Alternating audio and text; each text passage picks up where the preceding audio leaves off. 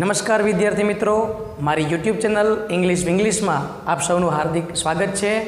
મિત્રો, આજનો વિડીયો એ સ્ટાન્ડર્ડ 7 એટલે કે 7મા ધોરણમાં જે આપણે અંગ્રેજી વિષયનો નવો કોર્સ આવેલો છે એમાં યુનિટ નંબર 2 જેનું ટાઇટલ છે fares and festivals.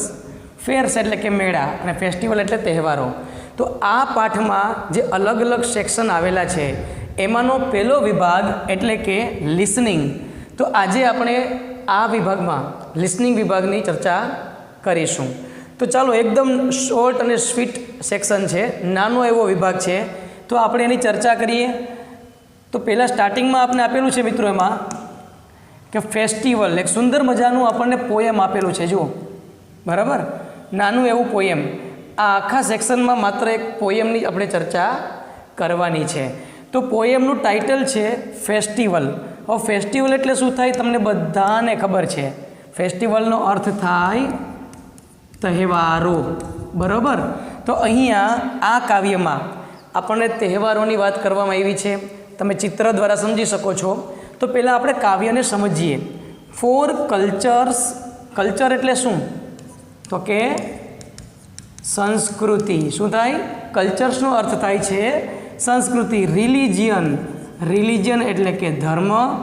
Or for seasons. Seasons એટલે કે ઋતુ, બરાબર. For cultures, religions or for seasons, festivals are for many reasons. જો તહેવારોના ઘણા બધા રીઝન હોય છે. રીઝન એટલે શું થાય? તો કે કારણો, બરાબર.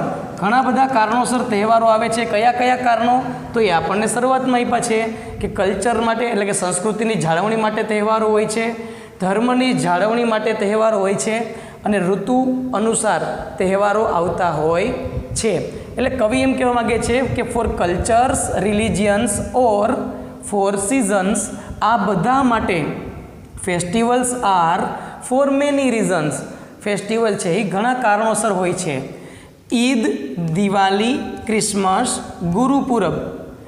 Cultural festivals spread love. તો આ જે તહેવારોની વાત કરી છે આપણને, કઈ? તો કે ઈદની વાત કરી છે, દિવાળીની વાત કરી છે, ક્રિસમસ છે અને ગુરુપુરબ.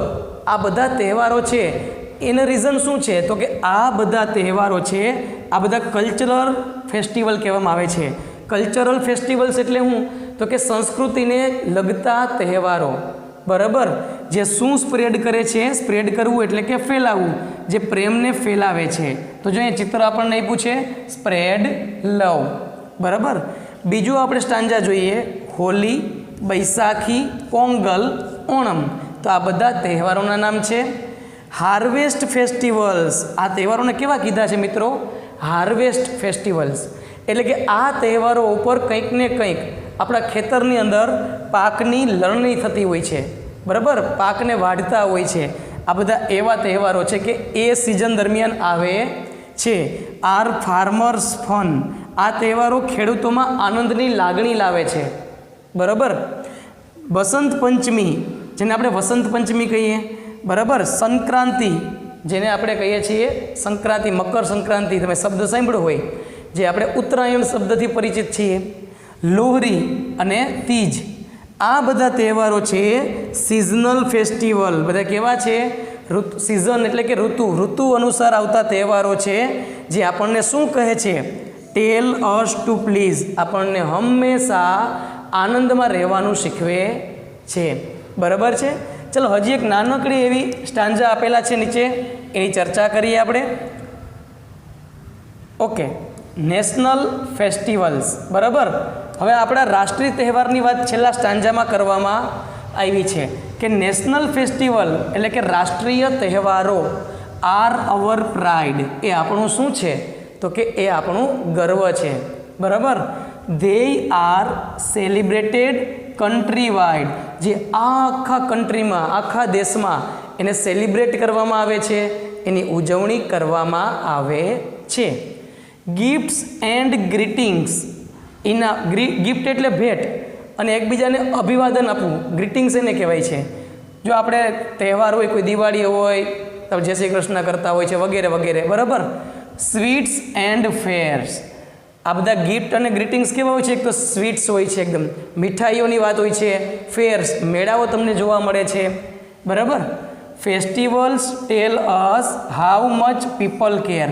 આ બધા તહેવારો છે. રાષ્ટ્રીય તહેવારોમાં કયા આવે? તો કે 15મી ઓગસ્ટ આવે છે, 26મી જાન્યુઆરી આવે છે, 2જી ઓક્ટોબર એટલે કે ગાંધી જયંતિ આવે છે. તો આ બધા તહેવારો છે ને મિત્રો, એ આપણા કેવા છે? રાષ્ટ્રીય તહેવારો છે. અને આ તહેવારો આપણને શું સૂચવે છે? તો કે હાઉ મચ પીપલ કેર, કે લોકોને પોતાના દેશ પ્રત્યે કેટલી કેર છે, કેટલી કાળજી છે, આ તહેવારો આનું સૂચન કરે છે. તો આપણે આ કાવ્યની અંદર અલગ અલગ તહેવારો જોયા, એનું મહત્ત્વ શું છે એની આપણે ચર્ચા કરી. અને મિત્રો, ભારત દેશ છે ને એ તહેવારોનો દેશ કહેવાય છે, કે અહીંયા જેટલા તહેવારોની ઉજવણી થાય છે, બરાબર, એટલા તહેવારો બીજે એક પણ દેશમાં થતા નથી, બરાબર. એટલે એમ કહેવાય છે કે ઉત્સવ પ્રિય ખલુ જનાહ, કે ભારતના લોકો છે ને એ ખરેખર ઉત્સવ પ્રિય છે. આ વસ્તુ આપણને આ કાવ્યમાંથી શીખવા મળે છે.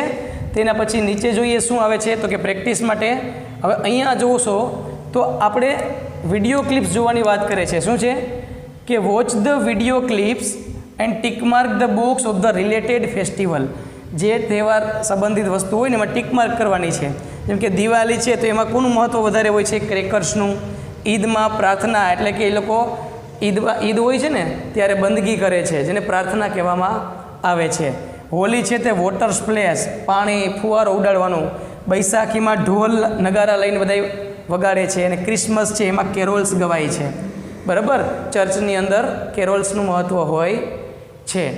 તો આ બધાના વિડીયો જોવાના છે. આ સિવાય આ વિભાગમાં બીજું કશું આપેલું નથી. એકમાત્ર નાનું એવું પોએમ, પણ એ પોએમ આપણને ઘણું બધું કહી જાય છે.